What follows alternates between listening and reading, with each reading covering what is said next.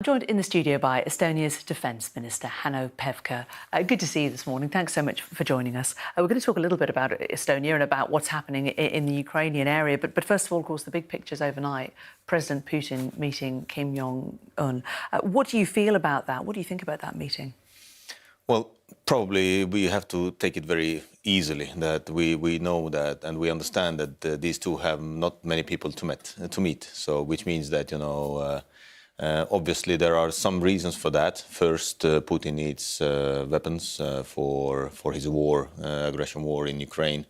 And this is just a cover that they say that, OK, we will help also Kim with the space program. So obviously, the main reason behind that is that Putin needs help, and then there is not many countries who can help him with, and this is the reason.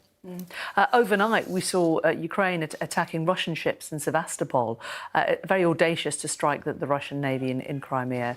I mean, do you feel that this is a new level of daring by the Ukrainians against Putin? Well, Ukrainians made operations also very close to the Estonian border in the Pskov airport. That just shows what also Zelensky has said, that they will transfer the war also to the Ukrainian territory, to Russian territory, and when Russia is doing what they are doing in Ukraine, then also Ukraine is answering to that. So, and as they have more reach now with different type of weapons, then obviously they will also use these options. In terms of Estonia, on Monday, your country and Latvia struck this joint deal to buy a German-made medium-range defence system. It's a big investment in Estonian defence, isn't it? Is that a statement of anxiety about regional security? Well, yes, this is, when we take just as one procurement, this is the biggest one what we have had. So it's more than 350 million euros. But we started actually ramping up and then pumping up our military basically immediately after the war escalated in Ukraine. So we've basically doubled our budget of defense. Next year we will have 3.28% for defense, and many new capabilities what we are buying. So, and this is our response, and we taking this very seriously, that NATO's commitment is not only Article 5, that we have also Article 3, which is that first and foremost you have to defend yourself, and then we can talk about one for all for one.